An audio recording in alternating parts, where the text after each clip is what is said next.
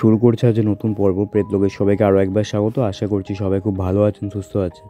তো আজকে আমরা যে ঘটনাটা লিখে পাঠিয়েছি, সে থাকে কলকাতায়।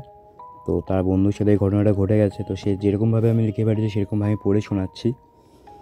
ঘটনা শুরুর আগে একটু বলে দিই যে যারা আপনারা ঘটনা শুনছেন অথচ সাবস্ক্রাইব করছেন না বা লাইক করছেন না, তাদের উদ্দেশ্যে বলি, আপনার সাবস্ক্রাইব করতে বা লাইক করতে কিছুই যায় আসবে না, শুধু একটা বোতাম টিপতে হবে। কিন্তু আমি অনেক উৎসাহ পাবো, আমি আরও ভালো ভালো গল্প আপনাদের জন্য নিয়ে আসবো। তো দয়া করে আপনারা একটু সাবস্ক্রাইব করে দিন এবং ঘটনা শুনলে লাইক করে দিন। কারণ আমি দেখলাম যে অনেকেই রয়েছে, পার্সেন্টেজটা অনেকটাই বেশি, যারা শুধুমাত্র ঘটনা শুনেই চলে যাচ্ছেন অথচ সাবস্ক্রাইব না করছেন না বা লাইক করছেন না। তো তাদের উদ্দেশ্যে দয়া করে বলছি যে দয়া করে একটু আপনারা সাবস্ক্রাইব করে দেন আমার চ্যানেলটাকে এবং আমার রিচটা পেতে একটু সাহায্য করবেন। তো শুরু করছে আজ এই ঘটনা। তো আমার নাম বিয়াস, বাড়ি হচ্ছে বেহালায়। তো আজকে যে আমি ঘটনা লিখে বেড়াচ্ছি সেটা আজ থেকে প্রায় 1.5-2 বছর আগের ঘটনা। তো এই ঘটনা আমার এক বন্ধুর সঙ্গে ঘটে গেছে। তো সে আমায় ঘটনাটা বলেছিল, তো আমি সেরকমভাবে বলছি আপনাদের। তো আমার বন্ধুর নাম হচ্ছে সৌম্য। সে একটা ব্লগার, মানে তার ব্লগিংয়ের উদ্দেশ্য হচ্ছে গ্রাম বাংলার বা পুরো পশ্চিমবঙ্গের যত রাজবাড়ি আছে সেই রাজবাড়িগুলোকে এবং সেই রাজবাড়ির ইতিহাসগুলোকে মানুষের মধ্যে ছড়িয়ে দেওয়া।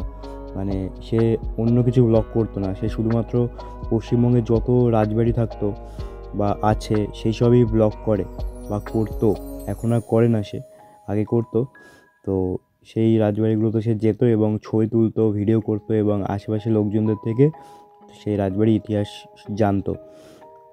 এটাই তার ব্লগ ছিল আর কি, অন্য কোনো কিছু না। তো প্রত্যেকবার যখনই ব্লগ করতে যেত তার আগে সেই রাজবাড়ির সম্বন্ধে একটু ভালোভাবে জেনে নিত এবং আমাকেও বলতো যে একটু দেখ সেখানে সব কিছু ঠিক আছে কি না, বা যাতায়াতের ব্যবস্থা বা থাকা খাওয়ার ব্যবস্থা সব কিছু ঠিকঠাক কিনা আমাকেও দেখতে বলতো, নিজেও দেখতো। এবং কোনো দিন আমাকে বলেনি যে সঙ্গে যেতে, তাই আমিও কোনো উৎসাহ দিইনি, কারণ সে নিজে যেতে চাইতো, একা একা নিজেই সব কিছু করতে চাইতো। তো তার কাছে একটা ভালো ক্যামেরা ছিল, সেই ক্যামেরা দিয়েই সে সব কিছু করতো আর কি। তো একবার একটা সেই রাজবাড়ি খোঁজ পেয়েছিল। রাজবাড়িটা ছিল বিষ্ণুপুরে, বাঁকুড়ার বিষ্ণুপুর জেলায়, আরও অনেকটাই ভেতরের দিকে। জায়গাটার নাম আমি বলছি না, সেও আমাকে বলেনি। তো সেখানে একটা সে রাজবাড়ি খোঁজ পায় এবং সেখানে সে যায়। এবং যখন যাওয়ার আগে আমাকে একদিনকে বলে যে সেই রাজবাড়িটার সম্বন্ধে একটু খোঁজ খবর নেয় গুগল করে। আমি খোঁজ খবর নিতে থাকি এবং দেখি সেই রাজবাড়ির সম্বন্ধে অনেক আর্টিকেলস রয়েছে, যেখানে দেখা যাচ্ছে যে অনেকেই নাকি সেখানে গেছিলো এবং অনেক প্যারানর্মাল অ্যাক্টিভিটিস তারা দেখতে পেয়েছে এবং অনেকেই বলেছে যে সেখানে যাওয়া উচিত না একদমই, খুব ডেঞ্জারাস জায়গা। তো আমি সেগুলো তাকে বলি, মানে আমার বন্ধু সৌম্যকে বলি, কিন্তু সৌম্য তাতে আগ্রহী হয় না। সে বলে যে এসব ভুলভাল খোঁজ খবর আমাকে দিস না, আমাকে তুই বল যে থাকা খাওয়া এবং গাড়ি যাতায়াত ব্যবস্থা ঠিকঠাক কিনা। আমি সেগুলো বলি, হ্যাঁ সে হয়তো তুই পেয়ে যাবি, কিন্তু জায়গাটা কিন্তু সুবিধার মনে হচ্ছে না আমার, একবার ভেবে দেখিস।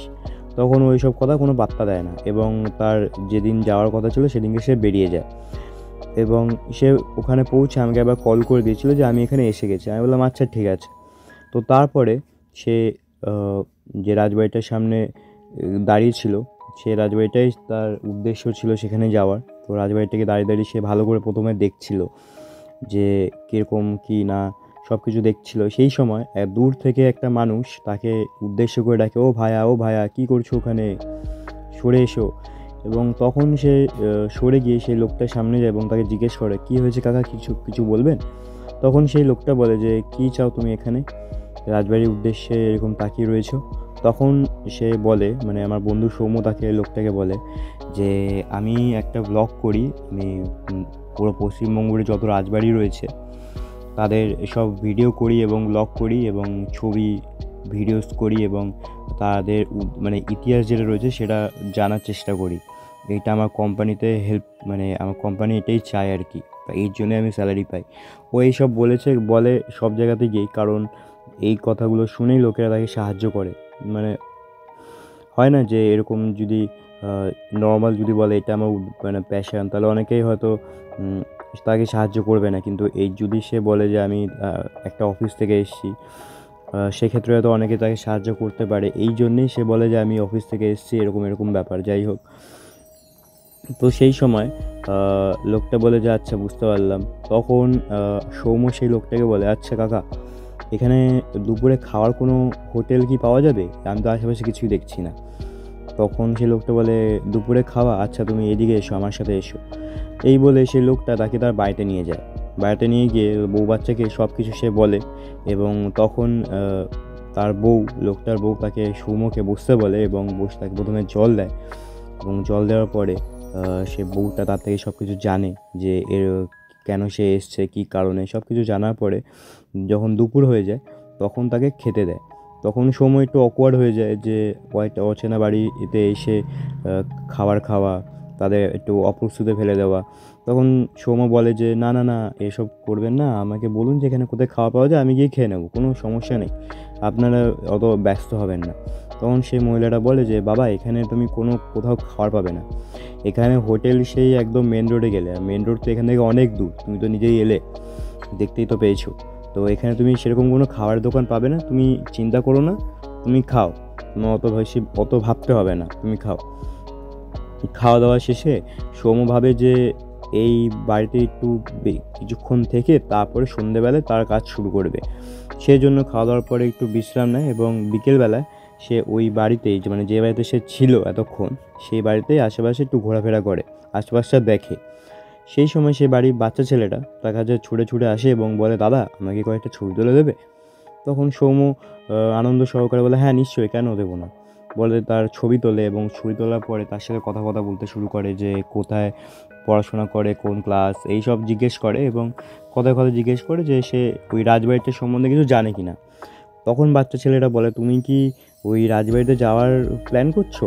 তখন সৌম্য বলে, কেন, কী সমস্যা? তখন সে বাচ্চা ছেলেটা বলে, ওখানে যেও না, কিন্তু ওখানে গেলে কিন্তু তুমি প্রাণে বাঁচবে না। তখন সৌম্য বলে, মানে?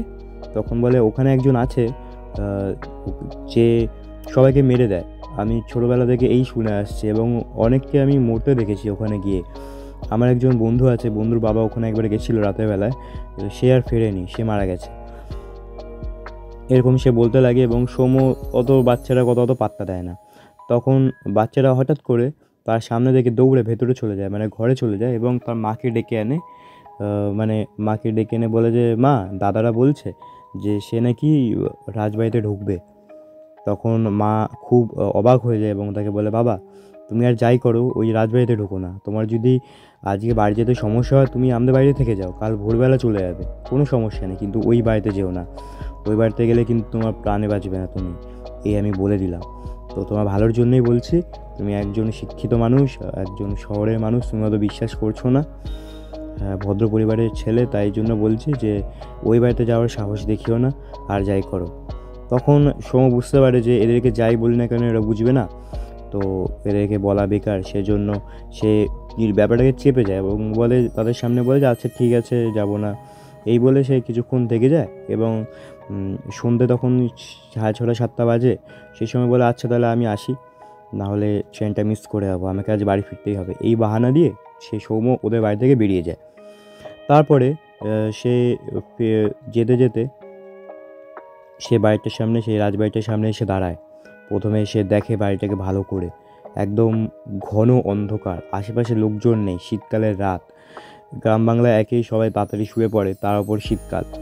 তো সে একটা মেন গেটের সামনে এসে দাঁড়ায়, বিশাল বড় মেন গেট, কালো রঙের, এবং সেই গেটটাকে খুলতেই একটা ক্যাঁচ করে একটা আওয়াজ হয়, যেরকম আর কি হয় আওয়াজ। সেই গেটের ভেতরে ঢুকতেই দেখে একটা বিশাল বড় উঠোন, উঠোনের চারপাশে সারি সারি সব ঘর রয়েছে এবং যে মানে সৌম্য যেই মুখে দাঁড়িয়েছিল, যে অভিমুখে দাঁড়িয়েছিল, তার একদম নাক বরাবর একটা সিঁড়ি চলে যাচ্ছে, সিঁড়িটা দুতলায় গিয়ে, মানে দুতলায় যাওয়ার রাস্তা আর কি। সে উপরের দিকে তাকিয়ে দেখে দুতলায় একটা লম্বা বারান্দা, সেই বারান্দাতেও বারান্দার আশেপাশে বেশ অনেকগুলো ঘর রয়েছে আর কি। তো সে বাড়িটাকে বেশ ভালো করে প্রথমে দেখে, দেখার পরে সে একটা জায়গা পরিষ্কার করে, কারণ সে দেখে আশপাশটা ভীষণই নোংরা আবর্জনায় ভর্তি। এবং সৌম্যর যে একটা স্বভাব রয়েছে, সেটা হচ্ছে সে প্রত্যেকটা রাজবাড়িতে গিয়ে একটা করে সে রাজবাড়িটাকে দেখতে দেখতে তাকে উদ্দেশ্য করে একটা কবিতা লেখে এবং সেই জন্য সে রাজবাড়িতে ওই একটা জায়গা পরিষ্কার করে উঠোনের মধ্যেই বসে পড়ে এবং বসে বসে একটা কবিতা লিখতে শুরু করে।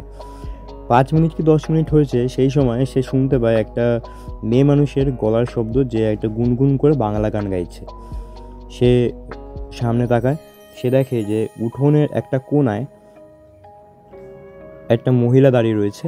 বয়স খুব একটা বেশি হবে না, পেছন ঘুরে দাঁড়িয়ে রয়েছে এবং তার চুলটা প্রায় কোমর অবধি এবং হাতে তার একটা চিরুনি, সেই চিরুনি দিয়ে সে চুল আঁচড়াচ্ছে পেছনে ঘুরে দাঁড়িয়ে দাঁড়িয়ে এবং বাংলা গান করছে গুনগুন করে। এবং সে প্রথমে জিজ্ঞেস করে, কে ওখানে? এবং তখন কোনো সাড়া শব্দ আসে না প্রথমবারে। তো সে মহিলাটা গান করেই চলেছে এবং তারপরে যখন আবার সৌম্য তাকে ডাকে, তাতেও কোনো সাড়া শব্দ নেই। তারপর সৌম্য উঠে দাঁড়িয়ে যখনই সে মহিলাটার দিকে অগ্রসর হয়, তখন সে দেখে মহিলাটাও সামনের দিকে এগোতে থাকে এবং অন্ধকারে মিশিয়ে যায় এবং তার কোনো আর হদিশ পাওয়া যায় না। সঙ্গে সঙ্গে 5 সেকেন্ডের মধ্যেই সে আবার সেই গানের গলাটা শুনতে পায় এবং সে শুনতে পায় যে এবার সেই গানের গলাটা আসছে দুতলা থেকে। সে দুতলা তাকাতেই দেখে যে সেই মহিলাটাই দুতলা বারান্দা দিয়ে হেঁটে হেঁটে যাচ্ছে। সেই মহিলাটা পরনে ছিল লাল হলুদ রঙের একটা শাড়ি এবং লাল রঙের একটা ব্লাউজ। সে হাঁটছে এবং তার চুলগুলোকে আঁচড়াচ্ছে একটা চিরুনি দিয়ে এবং তখন সৌম্য একটু ঘাবড়ে যায় এবং একটু ভয়ও পায় যে এক্ষুনি সে এখানে দাঁড়িয়েছিল, 5 সেকেন্ডের মধ্যে সে উপরে চলে গেল কী করে, এবং যদি যায়ও বা তাকে তো আমার সামনে দিয়ে যেতে হবে, কারণ উপরে যাওয়ার সিঁড়ি তো আমার সামনেই রয়েছে, তাহলে সে গেল কী করে। এবং সে অত কিছু না ভেবে সেই সিঁড়ি দিয়ে উপরে চলে যায় এবং সে দেখে সেই মহিলাটা হাঁটতে হাঁটতে যাচ্ছে এবং একটা ঘরের সামনে এসে দাঁড়িয়ে পড়ল এবং সে দাঁড়াতেই সৌম্য দাঁড়িয়ে পড়ে এবং সৌম্যর মাথায় তখন ওই সব চিন্তা আসে যেসব ওই বাচ্চা ছেলেটা এবং তার মা বলছিল যে একটা কেউ রয়েছে যে সবাইকে মেরে ফেলে সে বাড়িতে ঢুকলেই। এই কথাগুলো ভেবেই সৌম্য একটু হাত পা ঠান্ডা হয়ে গেছিলো, কিন্তু সে হার মানার মতো ছেলে সে নয়। সেজন্য সে ওই মহিলাটার দিকে অগ্রসর হতে থাকে এবং দেখে যখনই সে আবার এগোতে লাগে মহিলাটার দিকে, মহিলাটা সে একটা ঘরের ভেতর ঢুকে যায় এবং সময় সেই ঘরের দিকে যেতেই দেখে যে দরজাটা কিন্তু বন্ধ। দরজাটা খুললে বা বন্ধ করলে যে একটা আওয়াজ হবে সেটা কিন্তু সে পায় না। তো যাই হোক, এই জিনিসটা তার খুব অবাক লাগে যে দরজাটা না খুলে সে ভেতরে কী করে ঢুকে গেল। দরজাটা কিন্তু বেশ ভালোই টাইট করে বন্ধ। তো তারপরে সে শুনতে পায় দরজায় কান লাগিয়ে যে ভেতর থেকে একজন গান করছে, সেটা আর কেউ না, সেটা সেই মহিলাটাই গান করছে একটা বাংলা গান। বাংলা গানটি সে বুঝতে পারছে না ঠিকই, কিন্তু এরা বুঝতে পারছে সে একটা বাংলা গান। তো যাই হোক, সে দরজাটা হালকা করে একটু খুলতেই দেখে সে মহিলাটা জানলার সামনে দাঁড়িয়ে সেই চুল আঁচড়িয়ে চলেছে।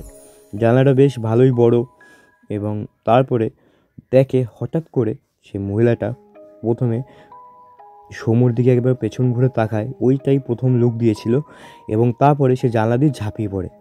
সৌম্য ভীষণই একটা ভয় পেয়ে যায় এবং সঙ্গে সঙ্গে দৌড়ে জানলার সামনে যায়, ঘরের ভেতর ঢুকে এবং দেখে ঝাঁপ দেওয়ার সঙ্গে সঙ্গে সে গেছিল কিন্তু সেখানে কেউ নেই। তখনকার 2 তলা মানে এখনকার 3 তলার সমান, সেখান থেকে পড়লে মৃত্যু অবধারিত, কিন্তু সেখানে কেউ নেই।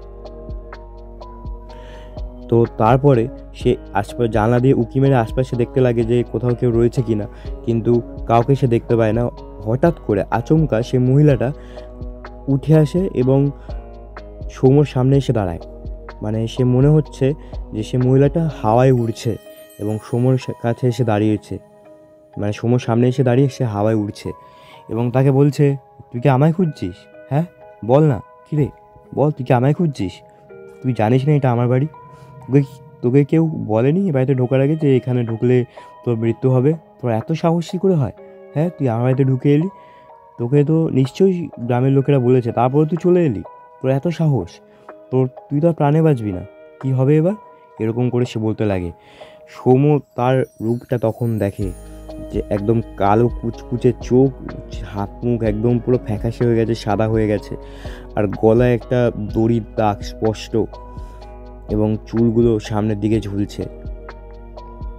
সে খুবই ভয় পেয়ে যায় এবং একটা জোরে চিল্লিয়ে পেছনের দিকে ঘর থেকে বেরিয়ে সে বাইরে থেকে বেরোনোর জন্য সিঁড়ি দিয়ে নামতে থাকে। এবং সে যখন ওরকম করে নামছিল সে বুঝতে পারে যে সেই মহিলাটাও তার সঙ্গে সঙ্গে রয়েছে, কারণ সেই মহিলাটা এক কথা বলে যাচ্ছে যে তুই তো এবার প্রাণে বাঁচবি না, তোর কী হবে বলতো, তোর এত সাহস কী করে হয় তুই এবার আমার বাড়িতে ঢোকার।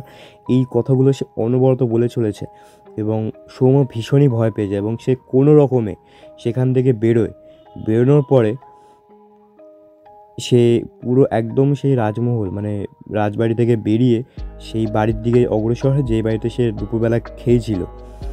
এবং তার কপাল এতটাই ভালো ছিল, সৌম্যর কপাল, যে সেই বাড়ির মহিলাটাই সেই রাতের বেলা সেই বাড়ির সামনে দাঁড়িয়ে কিছু একটা কাজ করছিল এবং তাকে দেখে সেই মহিলাটা ছুটে আসে এবং কিছুক্ষণ পরেই সৌম্য রাস্তার মধ্যেই অজ্ঞান হয়ে পড়ে যায়। এবং তারপরে সে মহিলাটা তার স্বামীকে ডাকে এবং গ্রামবাসীদের কিছুজন তারাও এসে তার চোখে মুখে জল ছেটায় এবং সব কিছু তখন সৌম্য থেকে জানতে চায়। সৌম্য সব কিছু তাদেরকে বলার পর সে মহিলাটা বলে, তোমাকে কতবার করে বারণ করলাম ওখানে যেও না, তারপরেও তুমি গেলে, তোমার কপাল অনেক ভালো যে তুমি প্রাণে বেঁচে ফিরে এসছো। তখন সেই মহিলাটার স্বামী তাকে বলে যে আজকে তোমাকে আর বাড়ি যেতে হবে না, তুমি আমাদের বাড়িতে থাকো, তুমি কালকে ফিরে যেও। সৌম্য আর কোনো আপত্তি জানায়নি, কারণ তার শরীরে আর অত এনার্জি ছিল না এবং সাহসও ছিল না সেখান থেকে বেরোনো। তো রাতেবেলায় সে জিজ্ঞেস করে যে সে বাড়ির রহস্যটা কী। তখন সেই স্বামী তাকে বলে যে ওই বাড়িতে একটা মহিলা ছিল, মহিলাটাকে দেখতে এতটাই সুন্দর ছিল যে গ্রামের অনেক ছেলের তার উপরে বাজে নজর ছিল আর কি, যেরকম হয় আর কি, ভালো সুন্দর মহিলা দেখলে গ্রামের ছেলেরা যেরকম নজরে দেখে সেই নজরে তাকে দেখতো। এবং সেই স্বামীটার সেই মহিলাটার স্বামী পোস্টমাস্টারের কাজ করতো। সে সারাদিন বাইরেই থাকতো এবং সকালে বেরোতো এবং রাতেরবেলা বাড়ি আসতো। এবং সে জানতো যে গ্রামের ছেলেরা তার বউকে বাজে নজরে দেখে এবং যেহেতু বউয়ের বয়সটা কম সেজন্য তারও একটা ইনসিকিউরিটি ফিল হতো যে হয়তো বউয়েরও এইসব কোনো উদ্দেশ্য রয়েছে, যেহেতু সে সারাদিন তার বরকে পায় না। তো যাই হোক, তো এই জন্য একদিনকে সে একটা ঘটনাও শুনতে পায় তার বউয়ের সম্বন্ধে, যে তার বর সে নাকি বাড়ি থেকে বেরিয়ে গেলে প্রত্যেকদিন তার বাড়িতে একটা ছেলে আসে। সে নাকি সকালবেলা তার বেরোনোর পরে আসে এবং সন্ধেবেলা তার বেরোনোর আগে চলে যায়। এই ঘটনা শোনার পরে সে তার বউকে জিজ্ঞেস করে এবং সে অবধারিতভাবে অস্বীকার করে এবং সবার সামনে তাকে সেই সময় অস্বীকার করার জন্য সবার সামনে পুরো গ্রামবাসীর সামনে তাকে মারধর করে এবং অনেক যাতা বলে অপমান করে। এই অপমান সে সহ্য করতে না পেরে সে সঙ্গে সঙ্গে তার বাড়িতে এসে তার নিজের ঘরে ঢুকে দরজা দিয়ে দেয় এবং ভেতরে ঢুকে গলায় দড়ি দিয়ে আত্মহত্যা করে। তার মৃত্যুর পরে 1 মাসও যায়নি তার স্বামীও মারা যায় এবং তার স্বামী কী করে মারা যায় সেই রহস্য এখনও কেউ ভেদ করতে পারেনি। সেটা একটা রহস্যই থেকে গেছে। এবং তারপরে যেসব ছেলেরা সেই মহিলাকে বাজে নজরে দেখতো প্রত্যেকে মারা গেছে। 7 জনকে 8 জন ছিল, প্রত্যেকে সেই মহিলার মারা যাওয়ার 2 মাসের মধ্যেই তারা মারা যায়। এবং তারপর থেকেই রটে গেছে যে ওই বাড়িতে সেই মহিলার ভূত আত্মা সেখানে ঘুরে বেড়ায় এবং অনেকেই নাকি রাতেরবেলা তাকে দেখেছে সেই রাজবাড়িতে ঘুরেফেরা করতে এবং এমনকি সকালবেলাতেও অনেকে নাকি সেই মহিলার দেখা পেয়েছে। তো ওখানে যারাই যায় তাদের নাকি প্রাণে বেঁচে ফেরে না। তো এটাই ছিল এই বাড়ির রহস্য। তো এটাই তোমাকে আমি বলতে চাইনি প্রথমে, কারণ তুমি ভয় পেয়ে যাবে তাই, কিন্তু আমি বুঝতে পারিনি তুমি যে বলে সত্যিকারের সেখানে ঢুকে যাবে, না হলে তোমাকে প্রথমেই বলে দিতাম। তো তারপরে আমার বন্ধু সৌম্য আর বিশেষ কিছু করেনি। রাতেরবেলা তার ক্যামেরাতে দেখে যে সে ছবি তুলছিল, যখন সে কবিতা লিখছিল, যখন সে গান করছিল, গানের শব্দ শুনে সে ছবি তুলেছিল, তখন সে দেখে যে ছবিতে কিন্তু ওই সময় তার সেই মহিলাটার ছবি এসেছিল, কিন্তু এখন রাতেরবেলা যখন সে দেখছে কিন্তু সেখানে কোনো মহিলা নেই, শুধুমাত্র ঘন অন্ধকার। তো পরের দিন সকালে হতেই সে বাড়ি ফিরে আসে এবং বাড়ি ফিরে এসে আমাকে এই পুরো ঘটনাটা আমাকে বলে এবং আমি তোমাদেরকে এটা লিখে পাঠালাম। তো আশা করছি আপনাদের ভালো লাগবে। ভালো লাগলে ঘটনাটা সবাইকে পড়ে শোনাবেন। তো এইটাই ছিল আজকের ঘটনা। আশা করছি আপনাদের সবার ভালো লাগবে। ভালো লাগলে লাইক, কমেন্ট, শেয়ার এবং সাবস্ক্রাইব করুন চ্যানেলটা, এবং আশা করি আপনার বন্ধুবান্ধব, পরিবার পরিজন সবার সাথে শেয়ার করবেন এবং তাদেরও ভালো লাগবে। এবং আপনার জীবনে যদি ঘটে যায় এরকম কোনো ঘটনা, মেল করুন প্রেতলোক00@gmail.com মেলে। দেখা হচ্ছে পরের ভিডিওয়ে। তো ভালো থাকবেন, সুস্থ থাকবেন। ধন্যবাদ।